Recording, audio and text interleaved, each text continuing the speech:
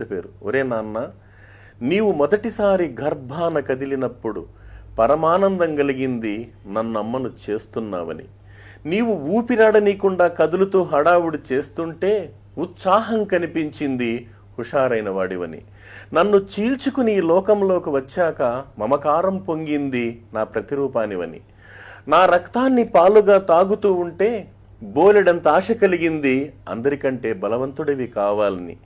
చిన్నప్పుడు తప్పటడుగులు వేస్తూ ఇల్లంతా తిరుగుతూ ఉంటే తట్టుకోలేనంత ఆనందం కలిగింది నీ కాళ్ళ మీద నువ్వు నిలబడగలవని.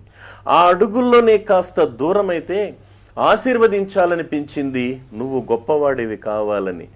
జీవన ఒత్తిడిలో పడి నన్ను మరచిపోతే కొండంత ధైర్యం వచ్చింది నేను లేకపోయినా నువ్వు బ్రతకగలవని. ప్రాణం పోయేటప్పుడు కంటతడి పెట్టనందుకు తృప్తిగా ఉంది నీకు తట్టుకునే శక్తి ఉందని. ఇప్పుడే బాధగా ఉంది.